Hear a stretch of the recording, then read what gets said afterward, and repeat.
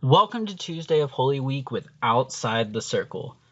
Tuesday was a very busy day for Jesus with many teachings and confrontations. So we kind of have a lot to read. So we're just going to kind of jump right into things with little breaks and stops and checkpoints here and there.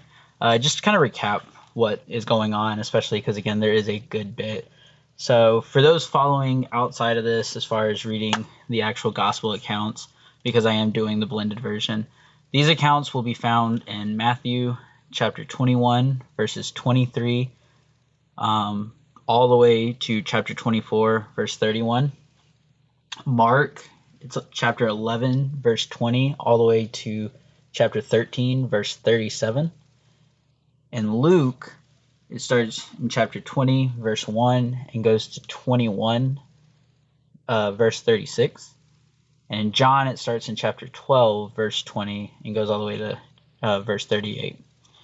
And so I will go ahead and kind of put this out there for those who do know.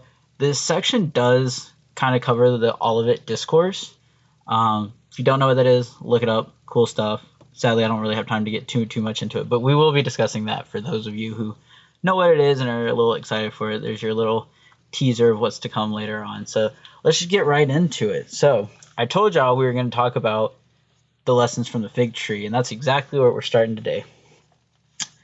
Early in the morning, as they were passing by, they saw the fig tree withered up from the roots. Then Peter remembered and said, "Rabbi, look, the fig tree that you cursed has withered." Jesus replied to them, "Have faith in God. Truly I tell you, if you have faith and do not doubt, you will not only do what was done to the fig tree, but even if you tell this mountain, 'Be lifted up and thrown into the sea,' it will be done. Therefore I tell you, everything you pray and ask for, believe that you have received it, and it'll be yours. And whenever you stand praying, if you have anything against anyone, forgive them, so that your Father in heaven will also forgive you your wrongdoing."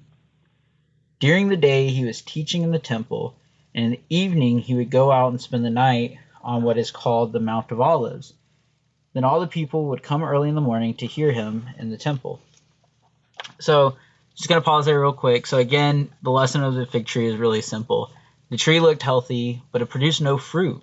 Similar to kind of the religious leaders who Jesus has kind of been, butting heads with a lot this week. They looked spiritually healthy on the outside, but they weren't producing any spiritual fruits, and that's just contrary to what God is. God desires genuine faith that produces good fruit. And I mean, it's quite simple. The best way to do that is Jesus is the vine. And so when we are connected to him, we produce good fruit. It's really that simple, honestly. So let's just keep going, because again, we have a lot to read. So next up, Jesus' authority challenged by the Sanhedrin. They came again to Jerusalem.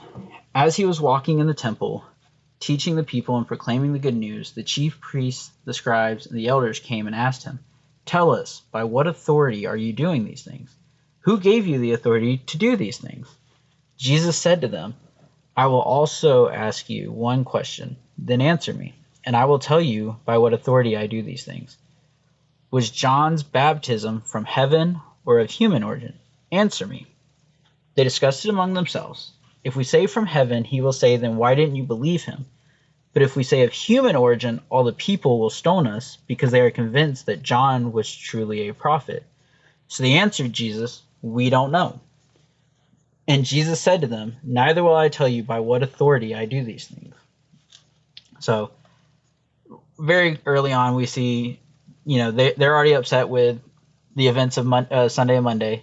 And so now they're sitting here trying to find a way to trip him up. They're like, "Hey, look, if we can trip him up, if we can find a way to get him, to mess up, the people will turn against him, and then we'll have them back on our side." Is really their goal here. And so they try their best, but of course Jesus, being Jesus, finds a way around that. So now we're going to get into 3 different parables real quick. So we're just going to kind of truck through them a little bit, because again, there's still a good bit to read. So the parable of the 2 sons. "What do you ask? A man has 2 sons. He went to the first and said, 'My son, go work in the vineyard today.' He answered, 'I don't want to.' But later he changed his mind and went. Then the man who went to the other and said the same thing. I will, sir, he answered, but he didn't go. Which of the two did his father's will? They said, the first. Jesus said to them, truly I tell you, tax collectors and prostitutes are entering the kingdom of God before you. For John came to you in the way of the righteous, and you didn't believe him. Tax collectors and prostitutes did believe him, but you, when you saw it, didn't even change your minds then and believe him. So, again, coming right out at the Pharisees and Sadducees, basically being like, look, I'm telling you, all these people you think are dirty and evil and terrible, like they're coming to God because they're willing to open themselves up to it, whereas you're not. And so they very much are the second son who was like, oh yeah, I'll do my father's work, but then never actually did it, even though they feel like they are. Whereas Jesus is saying the ones who are coming to the kingdom are the more like the first brother who maybe didn't do it up front, but later on came and worked the vineyard. Speaking of vineyards, parable of the vineyard. Listen to another parable. There was a landowner who planted a vineyard, put a fence around it, dug a wine press in it, and built a watchtower. He leased it to the tenant farmers and went away for a long time. When the time came to harvest fruit, he sent his servant to the farmers to collect some of the fruit from the vineyard. The farmers took him, beat him, and sent him away empty-handed. He sent another servant to them, and they hit him on the head and treated him shamefully. And he sent yet a third, and they wounded this one too, and threw him out. Then he sent another, and they killed that one. He also sent many others, some they beat, and others they killed. He still had one to send. The owner of the vineyard said, what should I do? I'll send my own beloved son. Perhaps they will respect him. But when the tenant farmers saw the son, they discussed it among themselves. This is the heir. Come, let us kill him and take his inheritance. So they seized him, threw him out into the vineyard, and killed him. Therefore, when the owner of the vineyard comes, what will he do to these farmers? He will completely destroy those terrible men, they told him, and lease his vineyard to other farmers who will give him his fruit at the harvest. Jesus said to them, have you not read in the scriptures, the stones that the builders rejected has become the cornerstone. This is what the Lord has done, and it is wonderful in our eyes. Therefore I tell you, the kingdom of God will be taken away from you and given to the people producing the fruit. Whoever falls on this stone will be broken into pieces, but on whomever it falls, it will shatter him. The Pharisees and the chief priests looked for a way to get their hands on him and arrest him at that very hour, because they knew he had told this parable against them. But they feared the crowds because the people regarded him as a prophet. So they left him and went away. So again, Jesus just keeps double downing on how he feels about the Pharisees and Sadducees. You know, he's very much saying, you religious leaders, like my father, has sent you prophet after prophet after prophet, and you've always discounted and just moved on from them. And yet now my father sends his son, and you still insist on trying to take the inheritance for yourself because you've made it about yourself and not about God. So, and again, they clearly recognized it. I mean, the Pharisees and the chief priests looked for a way to get their hands on him, for crying out loud. I mean, they were really upset with him. And so, but catch this. Does Jesus slow down? Absolutely not. He keeps going. Parable of the wedding banquet. Once more, Jesus spoke to them in parables. The kingdom of heaven is like a king who gave a wedding banquet to his son. He sent his servants to summon those invited to the banquet, but they didn't want to come. Again, he sent out other servants and said, tell those who are invited, see, I've prepared my dinner. My oxen and fattened my calf have been slaughtered, and everything is ready. Come to the wedding banquet. But they paid no attention and went away, one to his own farm, another to his business, while the rest seized his servants, mistreated them, and killed them. The king was enraged, and he sent out his troops, killed those murderers, and burned down their city. Then he told his servants, the banquet is ready, but those who were invited were not worthy. Go then to where the roads exit the city, and invite everyone you find to the banquet. So those servants went out on the roads and gathered everyone they found, both evil and good. The wedding banquet was filled with guests. When the king came in to see the guests, he he saw a man there who was not dressed for a wedding. So he said to him, "Friend, how did you get here without wedding clothes?" The man was speechless. Then the king told the attendants, "Tie him up hand and foot and throw him into the outer darkness, where there will be weeping and gnashing of teeth. For many are invited, but few are chosen." So again, this one's not necessarily directly at the religious leaders in this case. It's more so that God chose the Jews to be his people. So he sends out the invite to the wedding banquet, and they don't come, basically. And so through Jesus, we end up getting the extension to the Gentiles as far as salvation is not just for Jews, but for Gentiles, as Paul writes countlessly, especially in Romans. And that's what Jesus is saying. He says, all who will accept my invite will be able to come to the banquet. That it's, the way to heaven is open to all, thanks to what he's going to accomplish this week. And that's just really cool. But again, throwing shade at the religious folks. So, the big keys from here, because I wish I could really spend time to really dig into each of these, because there is a lot of great content there.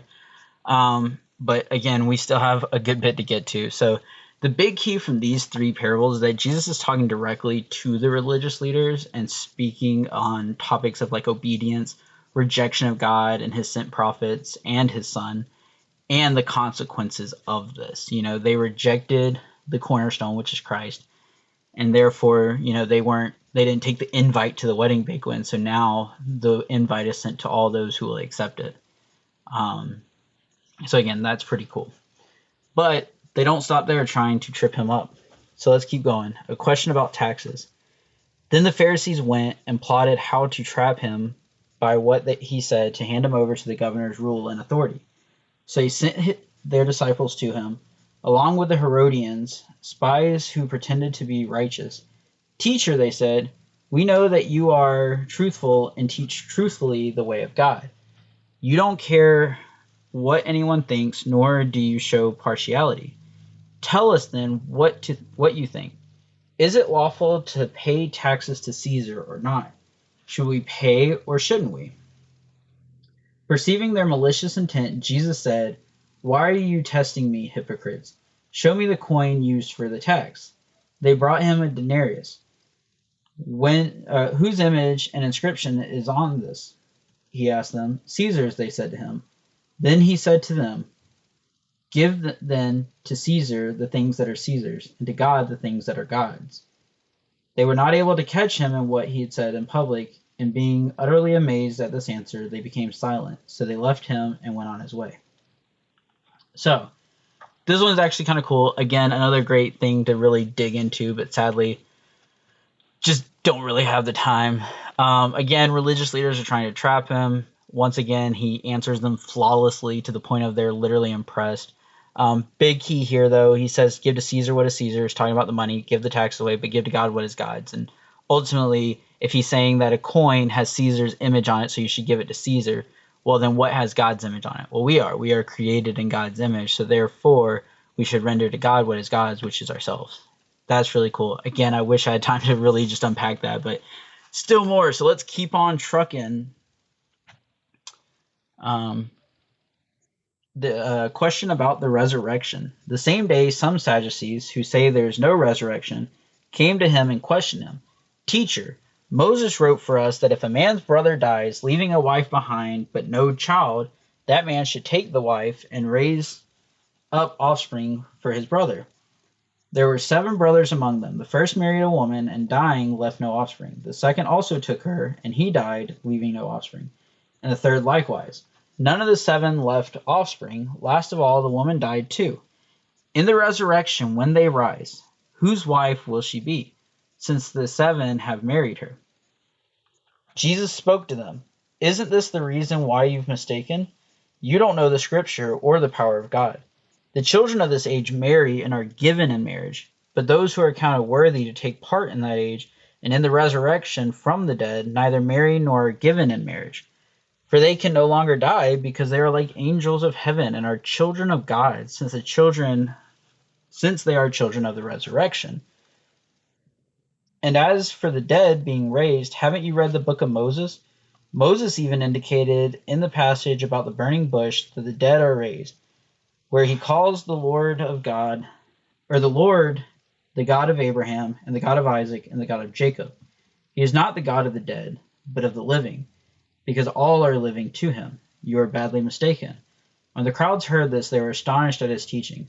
Some of the scribes answered, Teacher, you have spoken well, and they no longer dared to ask him anything. And I think that's really fun. They literally are just like, you know what? You've answered all these flawlessly. You've answered them perfectly, very strategically. And it's like, even they got to a point, they're like, I think we just got to leave.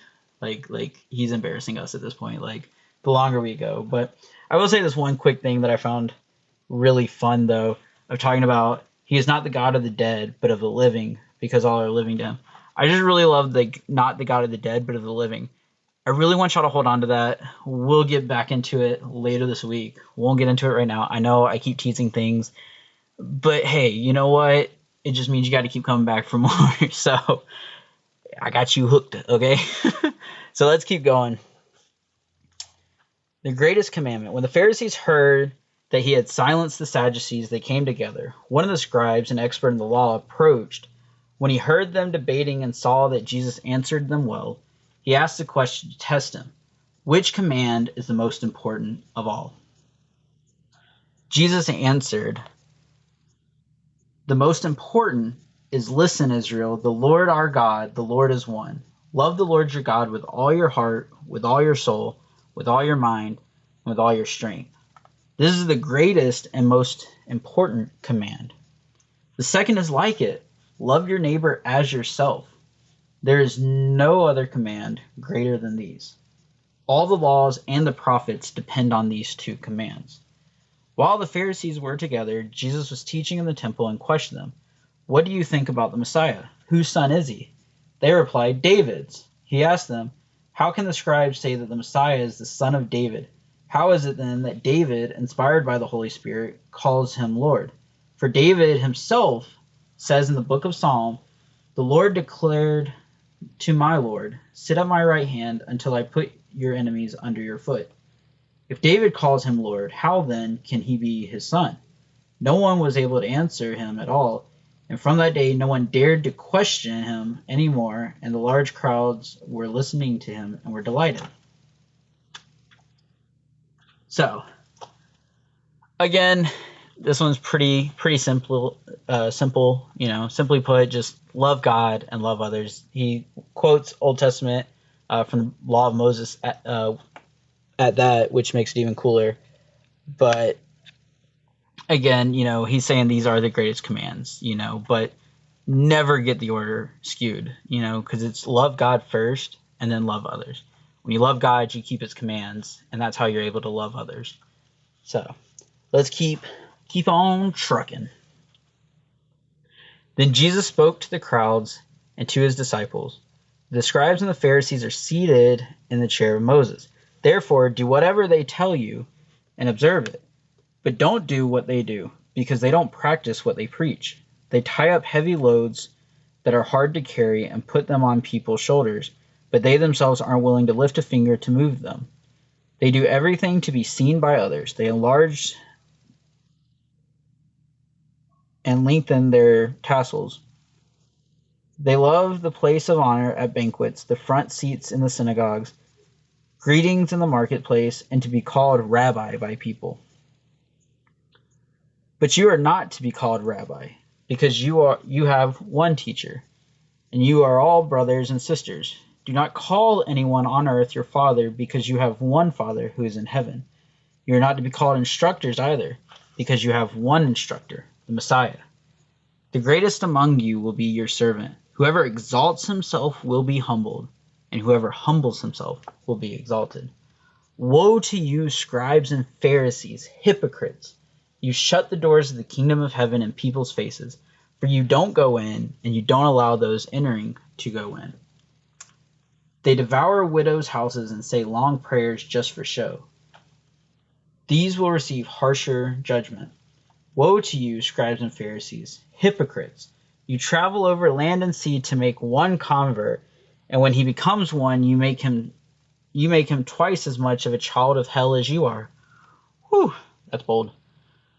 Woe to you, blind guides, who say, whoever takes an oath by the temple, it means nothing. But whoever takes an oath by the gold of the temple is bound by that oath.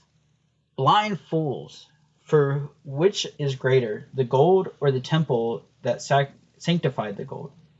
Also, whoever takes an oath by an altar, it means nothing. Whoever takes an oath by the gift that is on it is bound by that oath. Blind people, for which is greater, the gift or the altar that sacrifices the gift? Therefore, the one who takes an oath by the altar takes an oath by it and everything on it. The one who takes an oath by the temple takes an oath by it and by him who dwells in it. And one who takes an oath by heaven takes the oath by God's throne and by him who sits on it. Woe to you, scribes and Pharisees, hypocrites! You pay a tenth of mint, dill, and cumin, and yet you have neglected the most important matters of the law: justice, mercy, faith, and faithfulness. These things should have been done without neglecting the others. Blind guides, you strain out the gnat, but gulp down a camel. Woe to you, scribes and Pharisees, hypocrites! You clean the outside of a cup and dish, but inside they are full of greed and self-indulgence. Blind Pharisee, first clean the inside of the cup, so that the outside of it may also become clean.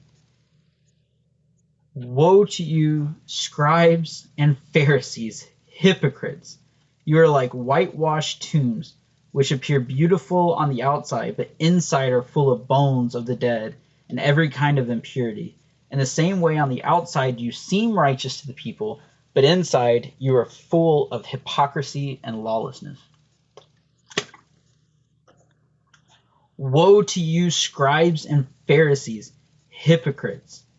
You build the tombs of the prophets and decorate the graves of the righteous, and you say, if we had lived in the days of our ancestors, we wouldn't have taken part with them in shedding the prophets' blood. So you testify against yourself that you are descendants of those who murdered the prophets. Fill up, then, the measure of your ancestors' sins. Snakes, brood of vipers, how can you escape being condemned to hell? This is why I am sending the prophets, sages, and scribes. Some of them you will kill and crucify, and some of them you will flog in your synagogues and pursue from town to town. So all the righteous blood shed on the earth will be charged to you, for the blood of the righteous Abel, from the blood of righteous Abel to the blood of Zechariah, whom you murdered between the sanctuary and the altar. Truly I tell you, all these things will come on this generation. Jerusalem, Jerusalem, who kills the prophets and stones those who are sent to her. How often I wanted to gather your children together as a hen gathers her chicks under her wings, but you are not willing. See, your house is left to you desolate. For I tell you, you will not see me again unless you say, blessed is he who comes in the name of the Lord. That was a lot. That was intense. But he doesn't stop there with the hypocrisy. In fact, there's a quick little side story here. Sitting across from the temple treasury, he watched how the crowd dropped money into the treasury. He looked up and saw many rich people were putting in large sums. Then a poor widow came and dropped in 2 tiny coins worth very little. Summoning his disciples, he said to them, truly I tell you, this poor widow has put more into the treasury than all the others, for they all gave out of their surplus. But she, out of her poverty, has put in everything she has, all she had to live on. Again, Jesus is calling out the religious leaders as hypocrites, if you didn't notice, considering about like 30 different times you hear, woe to you, scribes and Pharisees, hypocrites, painting just an even bigger target on his back, as if he didn't already have a big enough one. But really, that's kind of the point. Not only is he calling them out, trying to, obviously get them to change course, but knowing they wouldn't and knowing what this would eventually lead to, he definitely was trying to make that target as big as he could. He needed it to be. Again, getting a little ahead of myself. But now comes the really fun stuff for those who know the Olivet Discourse. Again, there's a decent bit to read, so please bear with me because we got a lot. So, For those who don't know, the Olivet Discourse basically is Jesus talking to the disciples, and it pretty much just deals with end times. What will the end of the age look like? So Jesus answers them. So here we go. As Jesus left and was going out of the temple, his disciples came up and called his attention to the buildings. Teacher, look, what massive stones, what impressive buildings, adorned with beautiful stones and gifts dedicated to God. He replied to them, do you see all these things? Truly I tell you, the days will come when not one stone will be left here on another that will not be thrown down. While he was sitting on the Mount of Olives across from the temple, Peter, James, John, and Andrew approached him privately and said, tell us, when will these things happen? And what is the sign of the coming and of the end of the age? Jesus replied to them, watch out that no one deceives you. For many will come in my name, saying, I am the Messiah, and the time is near, and they will deceive many. Don't follow them. You are going to hear of wars and rumors of wars. See that you are not alarmed, because these things must take place first. But the end is not yet. For nation will rise up against nation, and kingdom against kingdom. There will be earthquakes and famines and plagues, and there will be terrifying sights and great signs from heaven in various places. All these events are the beginning of labor pains. But you, be on your guard. Before all these things, they will lay their hands on you and persecute you, and they will kill you. They will hand you over to the local courts, and you will be flogged in the synagogues and prisons, and you will be brought before kings and governors because of my name. This will give you an opportunity to bear witness. Therefore, make up your minds not to prepare your defenses ahead of time. For I will give you such words and a wisdom that none of your adversaries will be able to resist or contradict. For it isn't you speaking, but the Holy Spirit. You will even be betrayed by parents, brothers, relatives, and friends. They will kill some of you. You will be hated by everyone because of my name, but not a hair on your head will be lost. Then many will fall away, betray one another, and hate one another. Many false prophets will rise up and deceive many, because lawlessness will multiply, the love of many will grow cold, but the one who endures to the end will be saved. By your endurance, gain their lives. This good news of the kingdom will be proclaimed in all the world, and the testimony to all nations, and then the end will come. So when you see the abomination of desolation spoken of by the prophet Daniel, standing in the holy place where it should not be, when you see Jerusalem surrounded by armies, then those in Judea must flee to the mountains. A man on his housetop must not come down to get his things out of the house, and a man in the field must not go back to his coat. Those inside the city must leave it, and those who are in the country must not enter it, because there are days of vengeance to fulfill all these things that are written. There will be great distress in the land, and wrath against this people. They will be killed by the sword and be led captive into all nations, and Jerusalem will be trampled by the Gentiles until the time of the Gentiles are fulfilled. Woe to pregnant women and nursing mothers in those days. Pray that your escape may not be in the winter or on a Sabbath.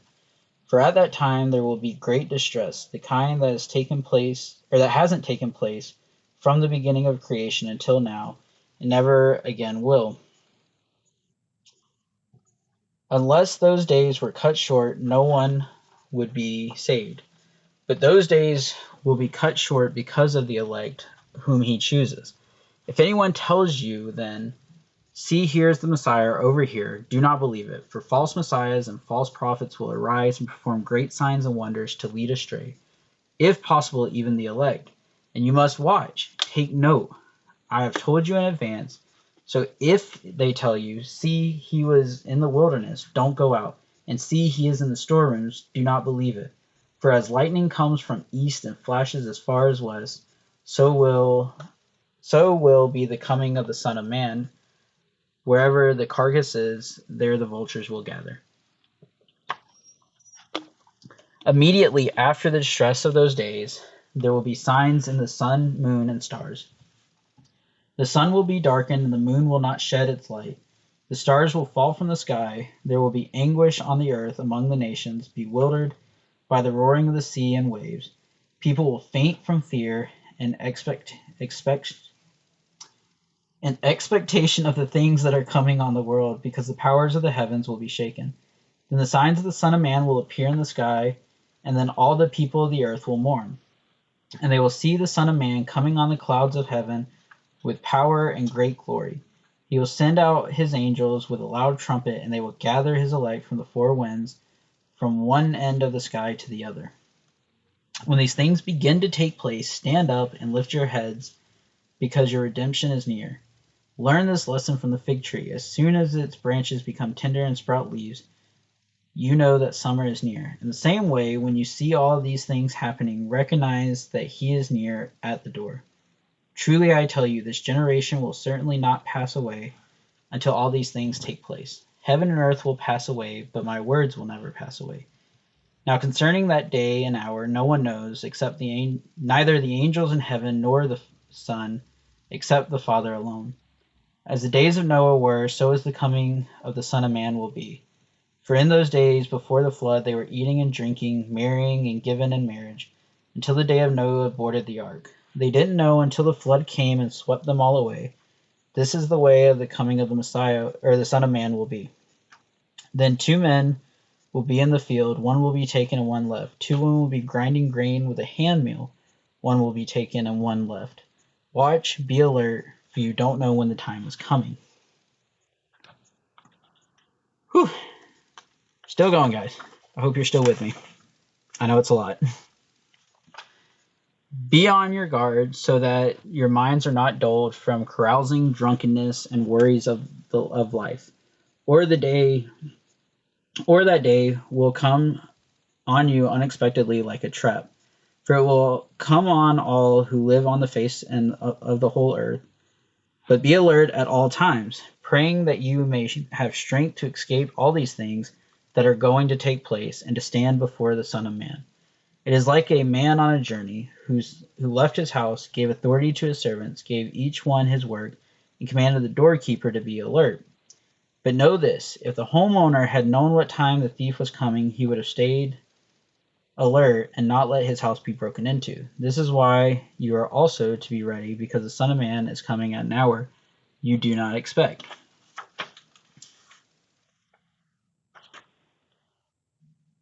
Who then is faithful and wise servant, whom his masters have put in charge of the household to give them food at the proper time? Blessed is that servant whom the master finds doing his job when it comes.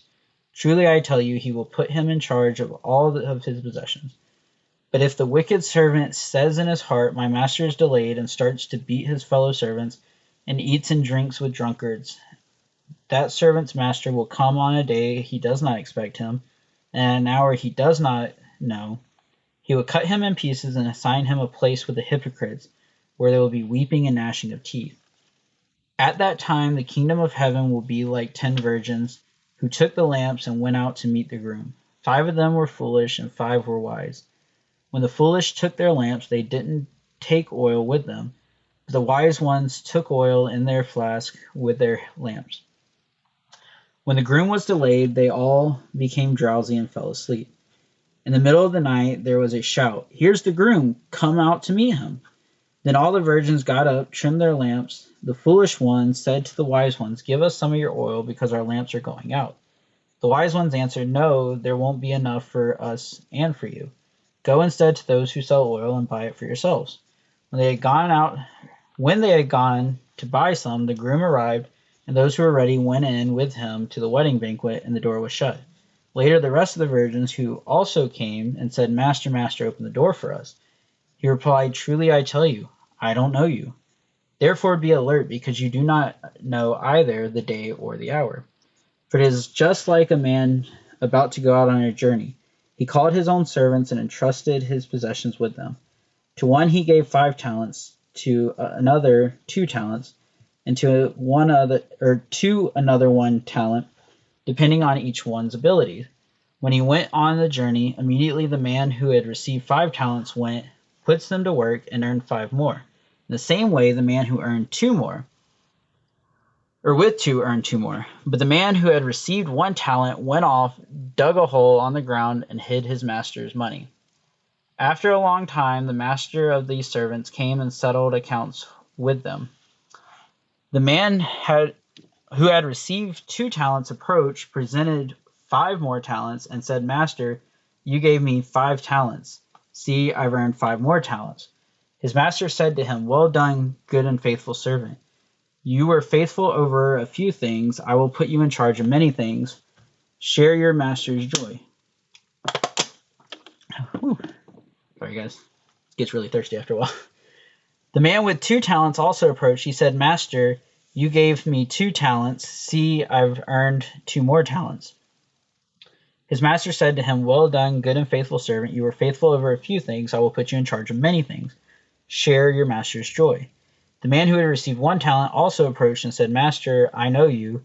You're a harsh man, reaping where you haven't sown and gathering where you haven't scattered seed. So I was afraid and went off and hid your talent in the ground. See, you have what is yours. His master replied to him, You evil, lazy servant. If you knew I would reap where I hadn't sown and gather where I hadn't scattered, then you should have deposited my money with the bankers, and I would have received my money back with interest when I returned. So take the talent from him and give it to the one with 10 talents. For everyone who has, more will be given, and he who is more than enough. But for the one who does not have, even what he has will be taken away from him. And throw this good-for-nothing servant to the outer darkness, where there will be weeping and gnashing of teeth. Therefore be alert, since you don't know when the day of the Lord is coming. When the Son of Man comes in his glory, and all of the angels with him, then he will sit on his glorious throne. All the nations will be gathered to him, and he will separate them one from another, just as a shepherd separates the sheep from his goats. He will put the sheep on the right and the goats on his left. Then the king will say to those on the right, Come, you who are blessed by my Father, inherit the kingdom prepared for you for the foundation of the world. For I was hungry, and you gave me something to eat. I was thirsty, and you gave me something to drink. I was a stranger, and you took me in. I was naked, and you clothed me. I was sick, and you took care of me. I was in prison, and you visited me. Then the righteous will answer him, Lord, when did we see you hungry, or feed you, or thirsty, or give you something to drink? When did we see you a stranger and take you in, or without clothes and clothe you? When did we see you sick or in prison and visited you? The king will answer them, Truly I tell you, whatever you did for one of the least of these brothers and sisters of mine, you did for me. Then he will also say to those who are left, Depart from me, you who are cursed, into the eternal fire prepared for the devil and his angels. For I was hungry, and you gave me nothing to eat. I was thirsty, and you gave me nothing to drink. I was a stranger, and you did not take me in. I was naked, and you didn't clothe me. Sick and in prison, and you didn't take care of me.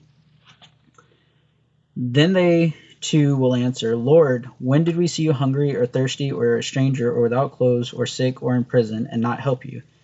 Then I will answer them, Truly I tell you, whatever you did not do for the one of the least of these, you did not do for me. And they will go away into eternal punishment, but the righteous into eternal life. Whew, that was a lot. So, but Jesus clearly lays out how it would end. Again, don't fully have time to dissect all this. Maybe one day we will. But the big takeaway, especially as Jesus is about to head out, is really just this. Stay alert and be ready. This is what Jesus commands us to do. Jesus did a lot of teaching today. I mean, all this is the culmination to a very eventful day. But, he did a lot of teaching, but he also had a lot of confrontation. I mean, he really showed up in a big way. He comes into town on Sunday riding a donkey, presenting this image of a victorious king. Then he cleans out the temple on Monday and, causes all the scenes and problems there. And then today he does nothing but confront religious leader after religious leader after religious leader, by Tuesday. And so he's clearly a man on a mission. He's going all in because he really knows what this is going to all lead to. But we got to keep getting there. So come back tomorrow and see what happens next.